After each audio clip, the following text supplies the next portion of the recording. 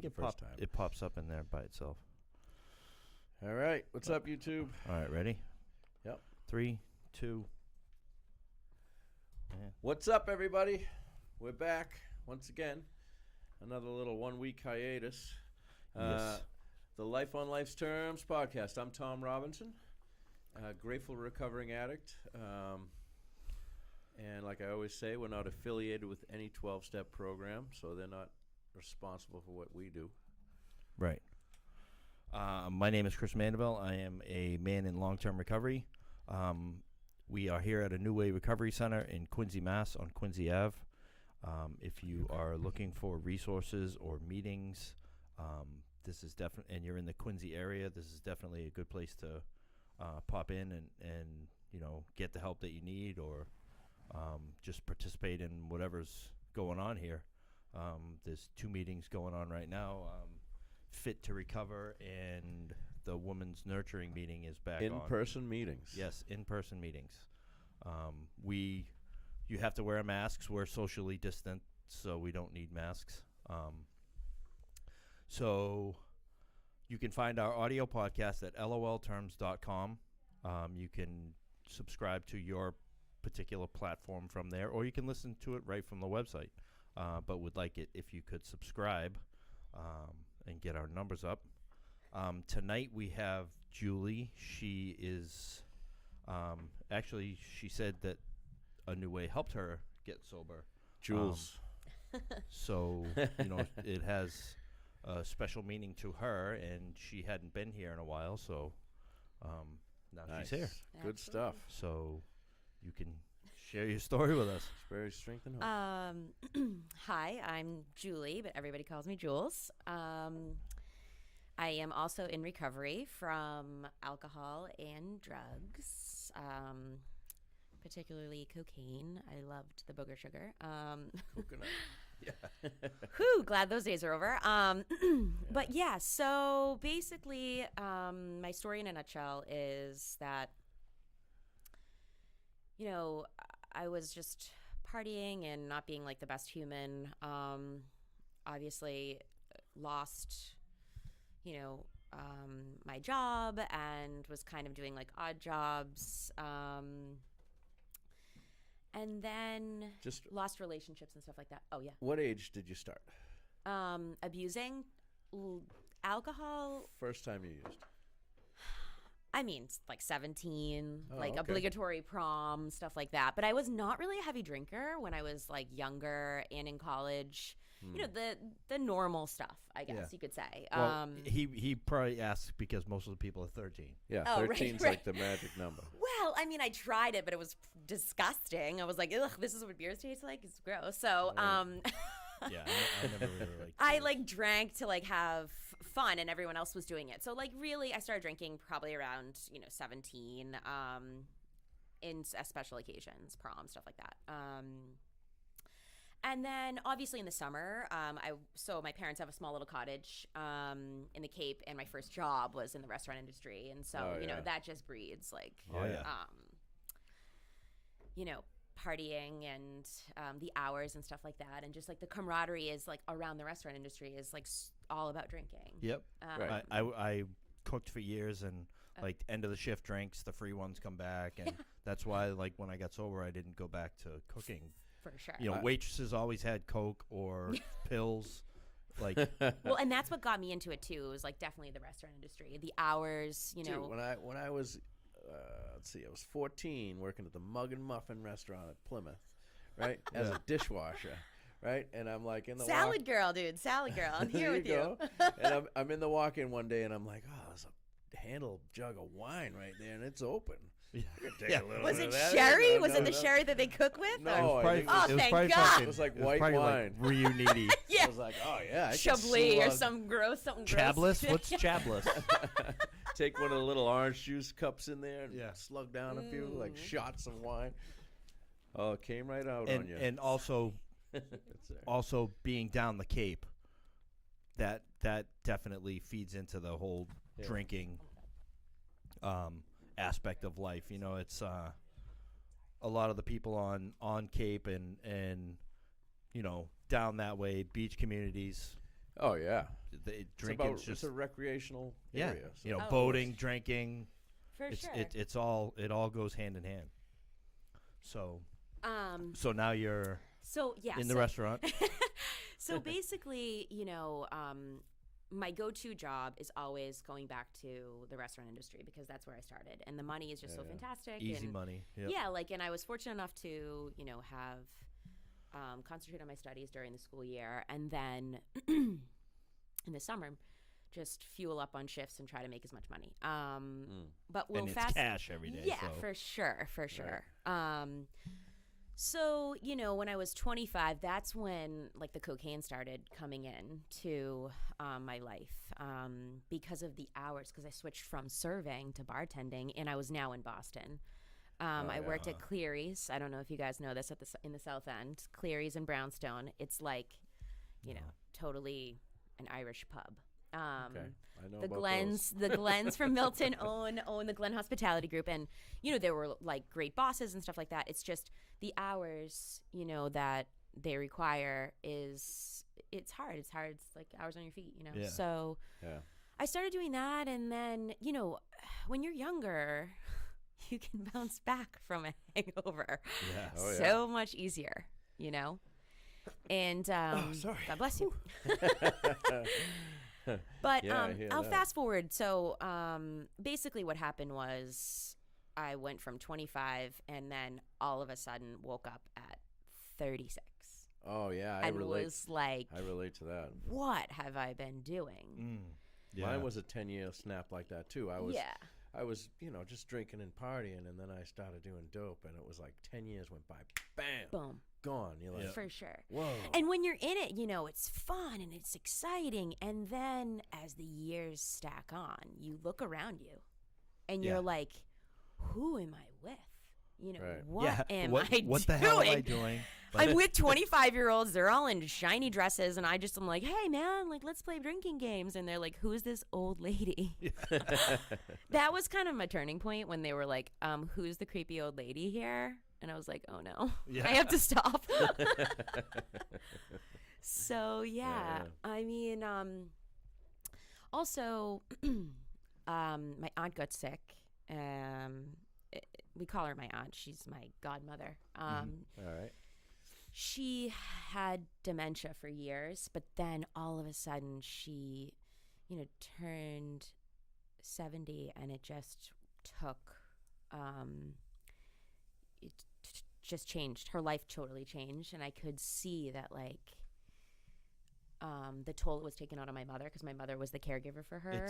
That's Wow. something definitely tough to deal with, sundowning and as the sun's going down, it completely changes their whole mental state. Oh, and for sure. it's a tough thing to deal with. I'll tell you what.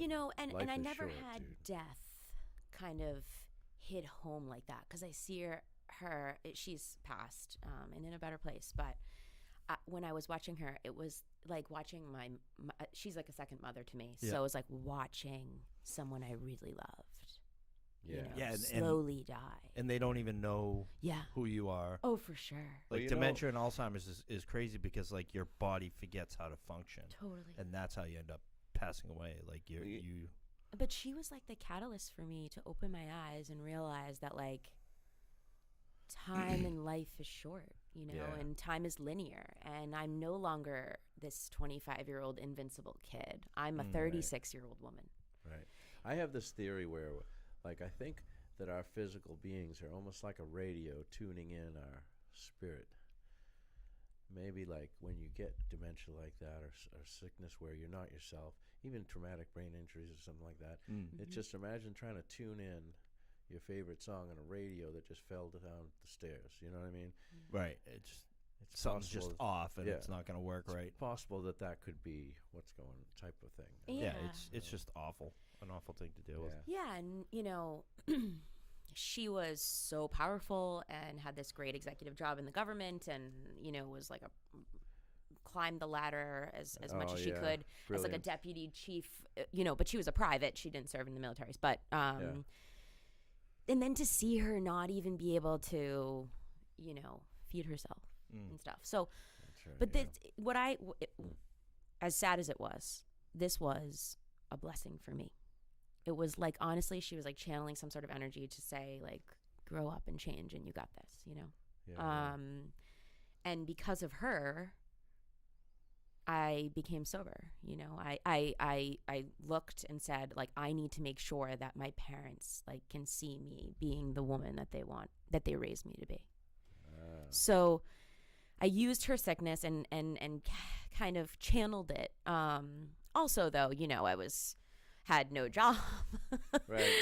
You know, I was 20 pounds overweight. I wasn't doing anything. I had lost, you know, my boyfriend at the time, friends, money. And I just was like, you know, today is the day to change. And my whole life was kind of changing. So I just was like, you know what? I might as well stop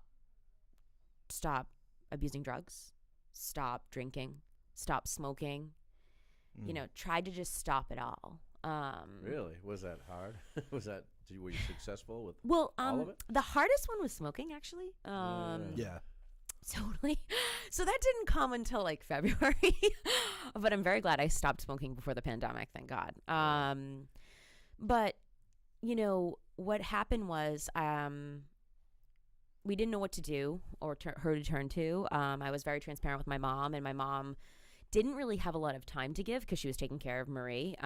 So she was just like, let's go to Quincy Hospital because it's right there. It was still available. It was still functioning then. Yeah, just shut down November 7th, I think. Oh, really? On like a Monday morning at 7 a.m. They were like half running or something for a while, right? I mean, They had the ER. They had the ER, and the nurse in the ER was such a love. Oh, and really? she sent me here. Oh, no kidding. She was like, what happened was when we came in, we wanted an inpatient bed, and she was like, me and my mother were like on our phones getting me registered for Mass Health, and she was like, oh, honey, like you don't need an inpatient bed at McLean. Like, you just need something, you know, that would, she just didn't think I needed that kind of support. Now, who was this? The nurse at Quincy Hospital. I think her name was like Kristen or something. She saved me. She said, there's no no recovery coach on staff right now because they were at another hospital. So she said, here's the address to A New Way. It's peer participatory. You know, there are tons of classes. Go down there. I went down here, and I met this woman named Julie who was at the front desk, and she showed me around, and I felt really comfortable with her. And then the second person I met was Pam, and she just became my super mentor. And so no detox, no nothing? No detox. I did do a stint in rehab when I was 31, though. Oh, yeah? Yeah, I went to Knockegg. Knockegg is actually covered by Mass Health. Or covered by insurance. So actually at the time didn't have Mass Health, I had Blue Cross. But I didn't do anything after. I just kind of went to rehab and was in this safe place where I was sharing. And then they like pushed me back into my normal life. And I had to go back to my normal job. And I just started sharing like what I had gone through. Oh, and I ended up feeling like really embarrassed and ashamed. So I resigned people from were that probably job. judging you. Oh, for sure. I mean, like, What do you I wish mean? What are somebody you talking about? I wish somebody told me, like, don't tell your story to like strangers or to even like people that aren't in recovery because it's not safe, you know? Right. Because people totally judge you, especially in your work environment. I've learned so much from that experience. So, you know, then after the rehab thing, it just, I didn't have the setup that I have now. But yeah, so I came here at A New Way, and it was wonderful. I did Smart Recovery with Matt. Okay, what was that like? Oh, he's great. He's like a really, really rad facilitator. Super smart and down to earth, you know, F-bombs here and there. But he gave me cognitive skills that I needed. Like if you go to a party, have a backup plan. You know, like have an escape route, bring a soda. I needed like to look at scenarios like that because, you know, quite frankly, I have great friends in my life that I've had for years, and they're totally understanding. And thank God they've stayed my friends. after what I've, been an asshole for a number of years. Yeah, right. Yeah. I'm lucky and very fortunate that I do have a good community. What was the SMART recovery like, though? What was that? So SMART recovery is self-management and recovery techniques. So basically, like, Okay. it's a program like AA, a fellowship, but it's your way. They don't count in time. They don't say that it's like a divine power, even though I do believe in God and have faith in the Catholic Church. That's what I'm a practicing Catholic, and I'm proud of that. I take what I want and leave whatever. Yeah. So SMART was really good for someone like me. Okay. You look at scenarios in your life. You don't tell war stories. Nobody wants to hear that, what I went through or what I didn't go through. So the comparison of like, oh, where she was and where he is not there. It's just more like, we're all facing something next week. How can we, have, certain tools to face this, urges and triggers and like, what can I do if I have an urge? Relapse prevention type of. For sure. Yeah, that sounds good. Like cognitive behavioral. For sure. Right. It's cognitive behavioral skills. Well, that's the thing. There should be a wrench for every nut. Yeah. So there's all sorts of different ways. Now the sharing your story can have someone relate to you, and when you hear your story from the podium, that's when some people first turn on and they're like, oh, I get it now. Yeah. So there's many different ways. For sure. So many. That's so what many. For sure. And, not for nothing, I tried NA. Oh, really? I did. Here, actually. Point of Freedom Group. Okay. They like pay rent here. I don't know if they're still here. I'm not sure. I tried them on, and they're wonderful. And, I bought the literature and stuff like that and read through that. It's just what I particularly really held on to was SMART. And so that kept me going, for sure. But also it was like what A New Way really helped me with was a routine of like coming here during 9 to 5 hours. Yep. So it kind because of you were mirrored working like a a restaurant. job. Well, that was when I was younger. I was a okay. professional. I worked in a professional capacity for a number of years. I was working in Partners Healthcare and Compliance for them for 7, and then went to rehab, and then came back and told them all my story and felt okay, embarrassed that and was- resigned. See, it Then wasn't I the worked in a restaurant ski area, and that's when it really kind of catapulted. So I'm kind of a jack of all trades. I'll work anywhere. But right now, actually, I am a paraprofessional in Quincy Public Schools. So Okay. I work as like an academic aide in a social and emotional classroom, and it's wonderful. It's so gratifying, and the team I work with is awesome. But let me backtrack. So A New Way, I tried everything out, though. I tried, recovery yoga, which helped me get back into fitness because I was like slightly overweight, and the quickest way to get that high feeling that I wanted was through endorphins. Yeah. And they were Right. healthy. And so I did yoga. I did a ton of free fitness too, in the city through Seaport Sweat. That helped me. And then obviously I joined the Boston Bulldogs, and that's really where they brought me back to life, Yeah, the running. and Bulldogs Nice. is a running club for either people in recovery or people whose lives have been touched by addiction and or recovery. I think they Nice. were. Did they go out in Situate as well? They used to have a 'Cause- Situate chapter. Yeah, because I know I do a lot of stuff with Social Peer Recovery Center. Right. they And have Dan, Dan. So that chapter is no longer. But the closest chapter for like the South Shore would be Plymouth. And we have an awesome running coordinator down there. So, I guess for me it was just having a community of people, and that's exactly what I was just thinking in my head was Yeah. It's huge. like for sure. when you have a community Ah. of like-minded individuals, and like you guys don't even have to like do the same thing or believe in the same thing, but when we all want to achieve the same goal Mhm. and keep, stay on the right path, Mhm. it's so easier. much easier. We like, can. At for sure. at SSPR, like that's their thing. Recovery starts in the community. For sure. Like So- together we do, Yeah, right.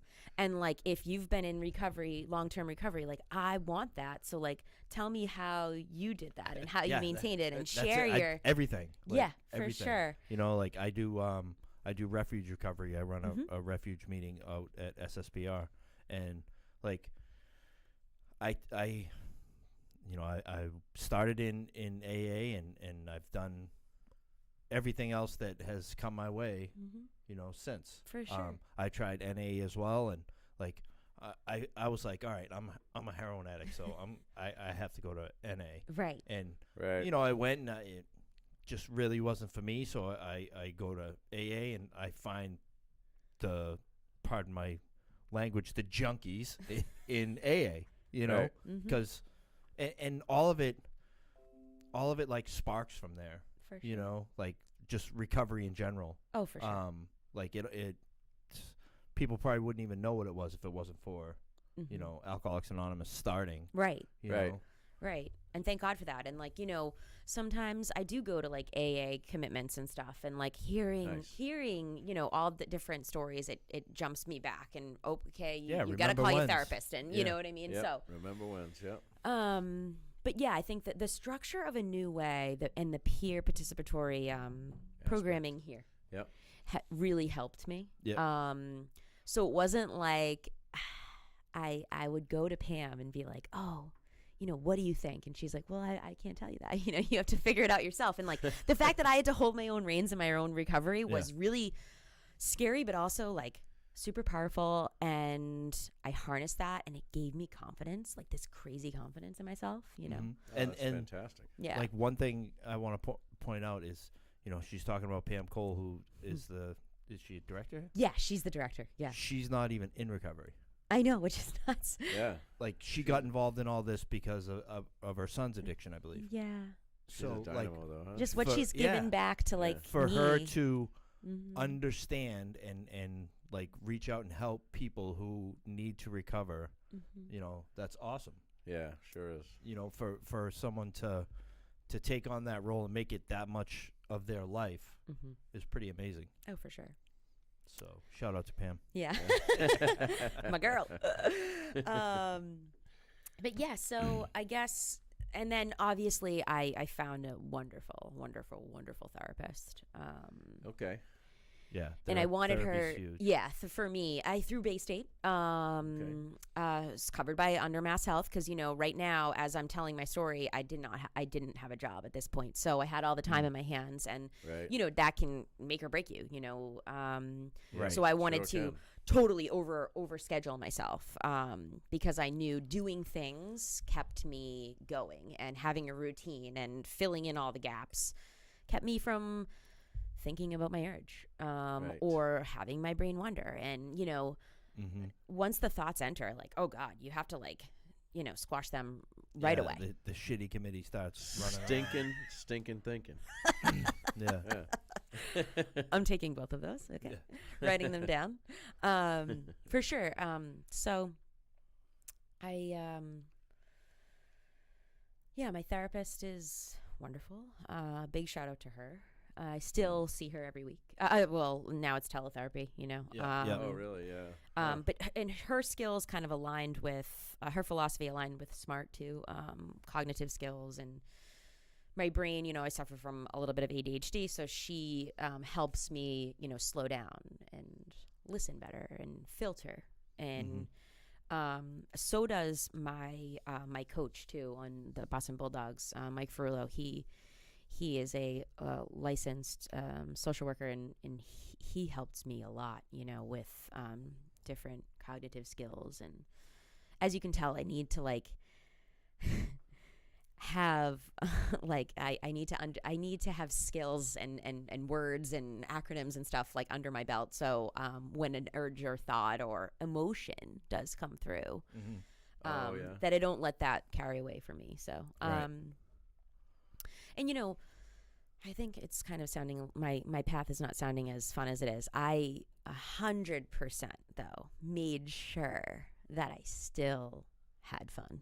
Yeah. And so, made sure that this wasn't boring, because I am a super social person and like a bouncing, bubbly person. So I need to constantly be stimulated. So, finding the running community was unbelievable. Everyone, cool. Yeah, it's just like, there was. Now, had you run before? Or? So, I was athletic in high school and college, but no, not for like maybe 10 years. I thought skiing was my cardio, and that's bullshit because I came in being like, oh yeah, like I'm a skier, bro, and I'll be fine. Yeah, right. I couldn't even run a fucking mile. Sorry, excuse my French, but it was bad. It was bad. But what was cool about the running club was that it was like a running meeting. So I got recovery skills. A running meeting, huh? Yeah. Yeah, because you're running with sober people and you're talking as you're running. And totally. Like, wow, that's cool. My mom's driving me nuts. What do you guys do? And, running and sharing stories, and, I want to use because I live at home, and how do I get, but I'm also gaining endorphins, and also my body is changing and losing weight. Very positive, so it's like a triple whammy. Positive. Yeah, that's and cool. That's I'm sure that like as you're talking and getting stuff off your chest or whatever, and you're running, you're not paying attention to the pain in your body, Yeah, or yeah, the little guy that's like, or the time, Yeah, or or you're breathing. You just focused on, For I'm sure sure. it makes it a lot easier. the little guy in your brain that's saying, please stop. And you're like, whatever. I'm having a great conversation with, my girl Mag, and she's telling me, maybe we should have you run a 5K. And what helped me with the difference between A New Way is that A New Way helped me get a job, and then I, obviously I can't come here anymore because now I have a job in the Quincy Public Schools, and it's, 7 to 2. Okay. So it gave me what it needed, A New Way, but then I still needed to fill in the gap of, my recovery community, and the Bulldogs just came right in, and I got, I get so much out of it, so much with therapy as well, and also faith and praying, and that's the thing. Like, there's not like they've tried cookie cutter treatment and recovery, and they're finding out that your recovery, your way, your path, A-okay. Yeah. And, for myself, I believe that like abstinence based recovery is the best. Totally. Yeah, I agree. But there are people that need to take something to get them to a certain point, right? And if they can do that, then that's cool. But I don't know many drug addicts that, if you hand them a bunch of drugs, they're going to take them the way that they're supposed to. For sure. Right. Yeah. And that's what happened too with my first stint in rehab, is that I kept drinking. This time around, what was miraculous was that I just said no thank you to all of it. And my mind started to come back, and it was overwhelming a little bit at first, but I had my therapist to kind of help navigate my mind, and also coach and therapy's huge. Like, huge. People because obviously, you were searching or trying to stuff those feelings due to some reason, and we found, through all the podcasts and stuff that we've done, is there was a trauma somewhere along the line. Right, a lot of doesn't trauma have to be stories. anything. Doesn't have to be anything fucking insane or near death. Like, people don't realize, like, trauma could be like you're sitting at home and your mom's supposed to come home at a certain time and she doesn't. Right. Right. You know? One Right. person's trauma can be the next person's like having a good day. Yeah, Totally. Or you're sitting at the little league field and no one shows up to pick you up Mm-hmm. Right. when you're expecting someone. Like it can be that simple. Like, oh, and then someone who had it really rough or something could say, oh, that's no big deal. Right. But it's big deal to you, Right, especially when right. you're a little kid. For sure. Yeah. You For know? Oh, sure. when I went, You don't have the skills to like understand what's happening. I was You know? Right. I was. So you were talking about Warren. Me, Tom, and Warren. We all went through the same treatment center. Oh no way. Out, yeah. Out Well, in, Warren was like, a Yeah, long he was time years. He before was us. light Yeah, years okay, ahead of yeah. us. Okay, he's in like 30 years, right? Yeah. He's got But you two have a lot of years though too. but we went is through the awesome. same treatment center, and the guy, my counselor there, suggested that I go to treatment. So I suggested that I go to therapy, and I went to therapy, and like that opened up different avenues. Like I was never a sharer as a kid. I never talked about anything, Mhm. just how I was raised. Totally Irish Catholic, you know. Yeah. Sweep so, everything under the rug. So I'm talking to this therapist, and the only thing that got me to open up was, if I hear anything I tell this fucking lady, I'm gonna sue the shit out of her. But that got me to talk about things, Mhm. and then, everything happens the way it's supposed to. This lady is moving to a different place, so I start working with this other guy. He'd never worked with an alcoholic, but he had done EMDR. He said, would you mind trying this treatment that I've just learned how to do, and because he was actually talking about it right in the fourth step, and saying, okay, think about something on your fourth step. Mhm. Okay, I'm thinking about it. He goes, do you still have a feeling attached to it? I'm like, what do you mean? He goes, does it make you sad, mad, happy? I'm like, yeah. He goes, well, then you've never really processed it. Okay, well, that Mm. was that story after your fifth step? After you already shared your fifth step? with Yes. the sponsor? Really? Yes. Okay. Yes. Hmm. And so he's like, you've never really processed it. Mhm. So we did EMDR. Have you ever? No. It's eye movement reprogramming and desensitization. Oh yes. It's where you get the Sharing little a story paddles. over and over and over. Oh No, you have these little paddles in your hand. You move your eyes certain ways. No it's, way. It's awesome for traumas. it's like an occupational therapy, so yeah, it's tangible. He had these little paddles that I would put in my hand, and they would vibrate like at different sequences, and he'd say, okay, think of the thing that you were, that you wrote on your fourth step, and do you still have a feeling attached to it? Yes. Okay, so we'll do another round.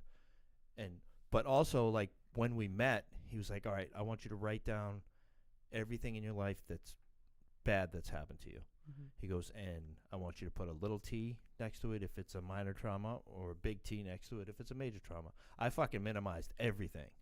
Like, Right. everything was a little T. He goes, this right here, this could, like, crush a normal person.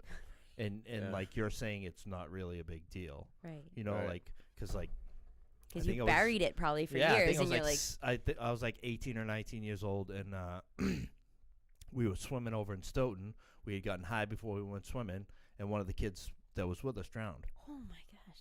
And I'm like, Little T? yeah, Oh little no. T, Oh no. and like Oh my carrying God. that he with didn't me. drown. Yeah, yeah. Yeah, carrying that with me through my life, like yeah. Oh my divorced, come from a divorced household, gosh. Mhm. father of the house, man of the house at like 7, Whoa. Still Little T? yep, Jeesh. get someone pregnant at age 13, Oh my god. Little T. Little T. Yeah, like- That's a huge Well, the T, kid was man. given up for adoption, so it's really not a big deal, Yeah. Yeah. But, But yeah, if you don't like understand- minimizing everything in Wow. my life, and this, so it's like, and then I start going to this guy, and he had never worked with an alcoholic. He's reading the big book. He's like, wow, this is some great stuff in here, Mm, So like, therapy is, huge. I can't express the importance of it. For sure. You have to have someone to talk to. For sure. That's Now- not your family or your friends. Like Right. somebody that is like kind of, on your payroll, basically. now you that don't does even- whatever you want for Yeah, you, now you don't know? even have to. Now you don't even have to go into anyone's office. You can text therapy. I know. And Text. I know a lot of people that can speak through text a lot better than they can, like, face to face. Yeah, Yeah. They that's can't, not me. fear or whatever. Mhm. Look at these thumbs. They don't, you know what I mean? No, some people just can't get out what they want to say, like, I, vocally. Oh yeah, Yeah. of You know, course. but they can text it to someone. for sure. Right. You know, Yeah. it's like the advances that we've had in Mhm. treatment and therapy are, and a lot of them happened because of this fucking pandemic. for sure. You know, like you Dude. couldn't go online and, hi doc, how you doing? Zoom that with was your for doctor. like very, Yeah. Yeah. very like Yeah. special cases. For sure. Now it's Right. like, oh fuck, I got a doctor's appointment. Yeah, exactly. You know, Yeah. you don't even have to go anywhere. It's fucking crazy. Absolutely. I was watching. I was listening to this or watching this video about this guy. He's if I remember the guy's name, you probably would have heard of him. But he's a very famous psychologist, and he was talking about how addiction. He has a theory, or maybe some people have a theory that addiction starts in the womb. In that you're set up for it. If your mom, while she was pregnant with you, was stressed, so. Oh my God. So the stress of the mom causes the fetus to block that out mentally, and it Okay. starts a process of escapism, right? This is the theory. No So, fucking shit. yeah, I'm gonna watch the whole thing. I only caught a little bit of it. Yeah, send me the I'll send you a link. yeah. Because Oh, pretty God. cool. I'm sitting in the How fucking dump stressed truck. do I you need have shit to watch. be? Yeah. How much stress are you talking here? Well, that's I It don't has thing. to be maybe like a little stress because But I mean, shoot. so all Then right. maybe I should never have kids. so now we're getting into the oh whole golly. the whole friggin' cortisol and all, you know, because Yeah. if she's stressed, she's releasing cortisol. Now Oh, it's going in, you know, Yeah. and that's that's the other thing. Like I didn't go to therapy for a long time, so I'm, you know, they were like, I work for the city of Quincy. They were like, oh, you can go right down here for free. Like they don't even Mhm. charge your insurance. So I went over there, and then this guy who, like, he told me the shit he had been through, Mm. and he's a therapist, and he was in recovery and I love that. fucking Wow. awesome. I love that right? though. Sometimes that's like lowers the barrier, and right? the That- shit that he told Yeah, me yeah. he was going through, I'm like, that's I nothing. would have Yeah. what, you know, and but then he's like, he's a brain guy, like he knows the Mm. brain, Totally. and he's like, listen, like you are wired for this, Mhm. like, you know, like the whole fight or flight thing, like Mhm. Yeah. you put alcohol and drugs into those primal instincts, Mhm. like Right into the you've- mix. Yep. yeah, that's there's nothing you can do about that now. Like, Right. you know, we still have fucking, you know, it's been thousands of years since we've been chased by saber-toothed tigers, but we still have that same fucking reaction. Totally. Right. And it could just be from someone saying something to us. Right. You Something know, it very does- little. Yeah. Yeah. It doesn't Yeah. even have to be like, you know, like crippling fear. Right. You know, it just could Like be a- someone hurt our feelings. You yeah, know what I mean? for sure. Yeah. For sure. Did we take? We took a wormhole there. We got. Did we got to go back to your story? Or? Yeah. Well, I mean, you know, my story now is successful. Happy. Very happy. Very Nice. happy. Very good. Very fun. I'm like a crazy indoor spinner. I like Oh, yeah. love Soul Cycle and Bespoke, and I love. It's kind of like a new age silent rave, where it's sober and you're getting fitness. So I Yeah. like love.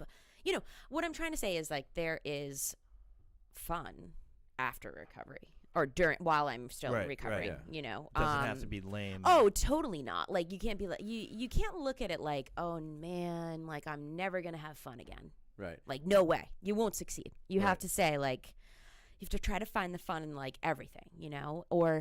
And if it's not working, try something else. I mean, there's so many cool sober stuff. There's so many things that you can do. Probably we all thought in the depths of addiction that I can't stop. I won't have any fun. Right. Right. You know. Right. Like When this. I wasn't fucking having fun anyways. I know. Right. I know. Right. Well, like geeked out for 3 days. Like who the hell has why do I think that's so fun? Yeah. You know, with the young girls that are like, you know, giving me looks like this old lady. So Yeah. Yeah, So something yeah. happened with Oh. this computer, so and Facebook, the whole thing just shut down. But Oh, did it really? yeah, we're still still, We're still alive. going. yeah, we're right, still cool. we're still live on YouTube, and we are recording. So Yeah. I Cool. just wanted to let you know. If it pops back up, I'll restart it. But yeah, so when you're thinking about getting sober, you're not thinking about what am I going to do to have fun? Right. You're like, my life's gonna fucking suck. Right. Right. You know, it's like taking the binky away from the baby. Totally. Right. And just like I'm like totally I just want anyone listening out there to know that like my life is better and more gratifying, and I'm like a solid person again, and I'm reliable to my friends, family, coworkers. Right. You know, just being able to show up. oh my gosh. Right. You know, even if I go to bed at, let's just say 1 o'clock, I bounce up and it's like I start a new day, and Yeah. you know, just to like know that is awesome. It's also sometimes really hard and Of course. you know, sad, and my brain, you know, you do have to have like your emotions are all out of whack for a while, and that's why it's really important to have like skilled people to know and to help you Right. skilled, you know, just to help you navigate those feelings. But Walk they through it, they yeah. they pass. You know, Right. a feeling is Temporary. temporary Yeah. for sure. And and there you- is impermanence in everything. For sure, you know, and when you're going through it and feeling like anxiety or judgment or sadness, you just have to like make sure that it's just to know that, okay, it's arising. I'm going to feel this. It sucks. I'm going to cry. I'm going to feel like, you know, like ugly cry and be snotty and gross. And then it passes, and that's it, you know. And if you need to call somebody or whatever, you know, I had a team set up for me, you know. Yeah, we when we're using it's like the mode that we're in, the automatic thing to do is the feeling comes, got to get rid of it. Totally. You got to get rid of it. Can't have it. Right. Got to do something. Bury it. And Push you it. You realize that I want to get numb, you know, like, Right. so, you know, let me snort a line, like, or drink this full bottle of wine, you know. You don't. Not only do you not have to react to every feeling and do something about it to get rid of it, but also you have to realize that it's can be really detrimental to your mental health and your life to keep doing that over a period of time. It's like devastating to you personally. Yeah. I remember, you know, at one point when I really started using it, I just wanted the pain of, it was like a breakup, and I just wanted that pain to go away, and I only wanted to do as little sobriety as I have to, 8 hours a day, I would say. I would go to work and not use at work, and that only lasted for so long. You know Right, how it because is. it progresses. creeps its ugly head in, you And know. it's just like, you know, I was so unable to deal with emotions. You know, it's really weak and sad, and now sobriety has made me have self-respect and realize that I know that it's not going to kill me. Right. If I'm going through something that I feel bad about, it's kind of good because you're getting through it. The feelings are coming up. We just had my really beloved aunt just passed away. It was really hard, and to know that the feelings are coming, and they will come, and you can feel them, and you're getting through it. And at the other end of that tunnel, however long that tunnel will be, isn't necessarily you're happy about it, but you have the ability to put it into a place of acceptance. You can put it into a place where it's reality. It just is. And though I will always miss her, and you know, I wish that it wasn't like this, I'm okay. I'm still okay. I don't have to destroy my life. Right. You know what I mean? Because I have this sadness. For sure. Right. You know, and That's kind of like my story, you know. The reason why I got sober was Marie, you know, she was the catalyst to my sobriety this time around, and she did pass. yeah, and it's hard. And if I if I didn't have these skills, you know, I would have used for sure. Right. Because like feeling that pain is hard, but thank God I had these tools and these skills and these people in my life to and call. You like know? it's kind of crazy and fucked up, but like when people die, that's like, drink, Right. get fucked up, Right. Right. you know. When That's somebody like, graduates from college. Get fucked up. yeah. but like When it's okay, St. Patrick's Day, when it's whatever, like yeah, but any kind of fucking holiday. You know? especially death. Yeah, for you sure. know, it's Oh, like yeah.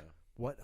Why can't we just like go to dinner, or like just go and shoot the shit about the person. Why do we Right. have to go get fucked up and do it? That's You right. know? The funny thing is, like, with all this, I've noticed the recovery community, the people in the community are really unique and, like, I don't know, like the smartest, most in tune and in touch people I've ever met, right? Like, I look at other communities, and I don't know, they're just like boring or whatever, or going along with society. I feel like the recovery, the people that I've met here are like, I didn't walk along a traditional path, or like my brain is, understands the world in a different way. And it was just like, it's been very, I finally found my people, Tribe, yeah. Yeah, absolutely. for sure.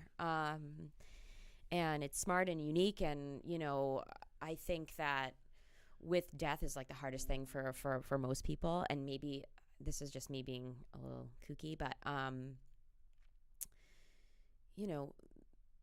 if I wasn't sober, I don't know, death is so scary to like all addicts that I've ever met. So yeah, I mean, I guess I'm just lucky that I can see death as, give it up to God or whatever, the universe, and that the energy is still her. She's still here. She's still with me.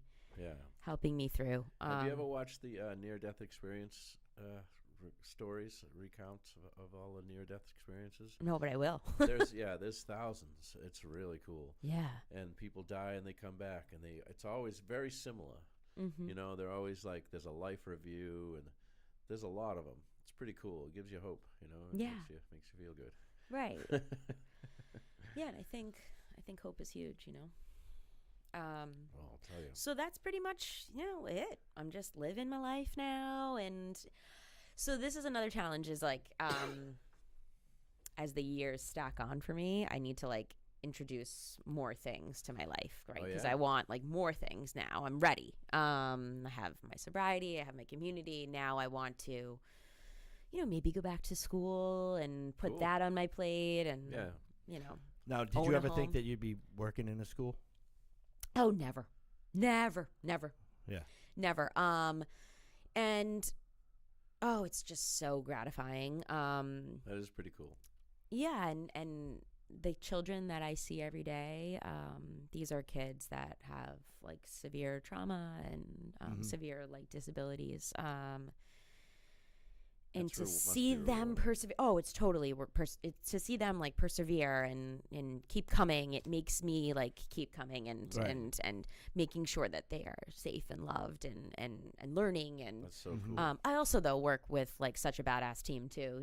The lead teacher's amazing, and our counterparts that we work together with are just amazing. So Now, you said that you were Catholic. I am, yes. Have you lived Casillo? No. No. Wait, what is that? So you have that ahead of you. You can only live once. Chris and I have both lived. Yeah, It's Cursillo a journey is into translated into short course. So it's something that happens over at Stonehill. Huh. Stonehill College. It's a journey into Christianity. I don't think it's just at Stonehill. No. Yeah. Well, in this area. In this so area, it's the Holy Cross Retreat House. Oh, no way. What do you guys do? Boy, if I could have that experience. You go Ooh. in. You go. I in will and, go. And you learn. Someone normally like sponsors you in. No way. A woman. Yeah. Yep.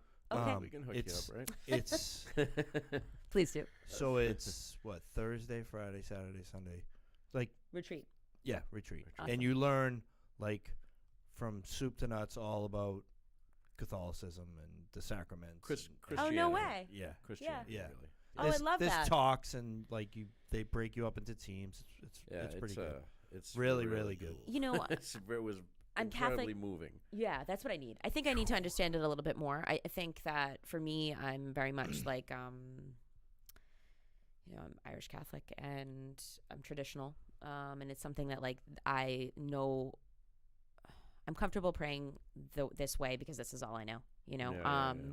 But I definitely need to broaden, maybe my horizons a little bit and just like understand where I'm going in the community and, being a parishioner of, the St. Agatha's Parish. Yeah. Hey, how about the food. 3 meals a day every day. Three meals? Oh, so much All good food over there. home-cooked meals, good And stuff. You know, it's Snacks. I'm Snacks driving are good. I'm driving down Washington Street today in Quincy, and I'm going by a bar called the Poor Yard, and they have those fucking igloo things that all these restaurants putting up outside. They have 4 of them. They're already fucking booked into next year. Really? $200 or $300 just to get it. You have to put down $100. For what? And you have to spend I don't know if it's 2 or 3. It's like an igloo. It's a like a fucking blow up see-through igloo. tent. It's a see-through tent, so people can go to bars and drink and I know. be with other people, but it's outside. But it's outside. But is it outside? Wow. But not really. Yeah. Wow. I seen it on the news. There was a restaurant that put 2 of them out front. I'm like, what the fuck is 2 of those little tiny things gonna do for your business? You know, but they put 4 of them outside in this little tiny area, and they're fucking booked until next year or something. I'll tell you what. That's the thing. People, they're not. A lot of people, they don't know how to socialize. You got it right there. Without drinking. Right. The fun You know? in their because that's how our society is. We say, you know, you got to go to bars to meet friends and mingle or whatever. It's right. such bullshit, you know. Like Yeah. there are other ways, you know, you can meet Yep. communities. Yep. Look at my running community. It's amazing. These people are interesting. They're into health and wellness. Everybody's hot, you know, and Yeah. getting endorphins and it's just, and the community is so safe. It's awesome. And you know, Very cool. but going to a bar and just like putting alcohol down, it basically poisoning your body. Right. You're Right. poisoning your body, you know, If- for if what? you- Just to yes, get if laid. If you break it down, you're ingesting poison. Yeah, That's what it comes for down sure. Right. Oh yeah. That's mean, why. it's- That's why you get drunk. It's Yeah. poison. Yeah, you're poisoning your body. to. Yeah. Uh. So if someone was coming into recovery and they didn't know which direction to go, or they wanted to get sober or stop doing what they're doing, what would you say to them? I would say, you know, depending on how long they've been using, and you know, obviously a detox and rehab first. That Right. just wasn't I didn't need that. But you know, seek medical attention first, obviously. Right.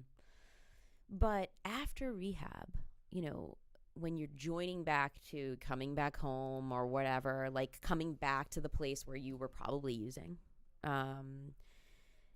look out and see recovery centers. There are 8 in Massachusetts, Yeah. right? I believe yeah? so. Yeah. I think there are 8. Look out for your, you know, local AA community, NA community, your smart recovery. There's not a lot of smart actually in person. I think at the Faulkner and obviously here, there's a lot online. So if you feel more comfortable being on your computer and talking to a safe community, you can do that. I think that they're online too here in a new way, right? They do in person and online. And then, you know, Google sober fitness. There you go. Come join the Boston Bulldogs. I mean, we're safe and it's amazing. And Have you heard of Phoenix out in Boston? oh, for sure. Yeah. We do a lot of stuff with Phoenix too. Yeah. That's a sober gym in South Boston. Free. Yeah. Lee Soares, he's a good dude. I gotta get Yeah. him on here. Yeah, And I, same I with- was thinking about going there, but it's like it just sounds too good to be true. Oh no, How's it is. It's there. There's a rock Yeah. wall. Everybody's like, it's a amazing. rock climbing wall. Yeah. Yeah. How do they? Yeah. How do they do it for free? That's what I gotta do. I gotta hit him I'm up. sure they have like, you know, like state funds or whatever. That Oh, yeah. Yeah. It's like this place. This Donations. is like and Yeah. this is, you know, like a state-run facility. So Yeah. there's so many grants out there that, like, you know, Yeah. thank God for the grants. SSPR runs off of grants and donations. Donations, This- totally. You know, like they don't have money coming from like BAMZ or whatever, like places like this. The community Oh, for sure. funds it. Which is awesome. I know. You know? Like our club, that's what we get. We survive off, you know, donations and you know, it's wonderful. Coming together, yeah. I Yeah. guess, yeah. Well, let's pray that. So yeah, this look into recovery centers. vaccines For work and sure. we can all get Anything back to recovery, yeah. doing that stuff. I know. Well, it was good having you on. Thank you Yeah, so thank you much. so This much. was so fun. I'm Yeah. sorry I was like all over the place. That No, I you're hope it was perfect. kind of fluid. No, it was perfect. That's fine. Awesome. Thanks yeah, for having we me. had tried doing this a few times, Yeah. but But it's I'm like like, always last minute. I know. Yeah. This time we did it right. and I Oh, was they able fucking to. canceled. Oh, that girl Julie. Yeah. Well, I'm happy to be here, and if anybody is listening and wants to come to the Boston Bulldogs, I'm a leader in their leadership program. But you can also seek out, our leader Meg. You have a website? We have a website, bostonbulldogs.com. I tagged it in the Facebook post, but the computer's crashed. So Yeah. Please, come up and if you're nervous, you can always ask for Jules. I'm like the one bouncing and doing cartwheels and stuff. So with the long brown hair, like hello. Excellent. Well, we Good stuff. appreciate you coming on. Thank you so much. As always, lolterms.com. Like, Yeah. subscribe, share. That's always a good online research source as well. Yeah, I mean, we that's why we started this. It's awesome. Yeah. So that people could listen to recovery. Recovery at your fingertips. Yeah, that Yeah. was hashtag recovery at your fingertips. Talk about the best giving back the both of you are doing. This is amazing. And that's like, I'm just trying to maximize my time. it's awesome. Like I gotta go home and cook dinner and spend some time with my girlfriend. Yeah. It's like it sucks. Like, okay, I'm working Monday night, Tuesday night I'm doing a meeting, Wednesday night I'm working, Thursday night is podcast. Mm-hmm. It's like I'm not working fucking Friday. I need to like be home. Mm-hmm. Yeah. I got a daughter that my girlfriend spends more time with her than I do. It's Right. Yeah. she's basically Tough. raising her for me. It's Yeah. crazy. Yeah. Yeah. Like just go go go go go. Yeah. But that's But like what we are, You're doing a great job. You're doing Yeah. great, and we all appreciate this. Yeah, and that's trying to maximize my efforts. For trying to sure. reach as Many Tom, people. okay, we do it for an hour, but we're trying to reach fucking as many people as we can in that hour. Just that Yeah. one person. you So know. And we now have 110 episodes live on the site nice. and on Apple Podcasts and Google Play Store. So Yes. Awesome. hit us up. All right. lolterms.com. LOL. All right, Peace. Peace.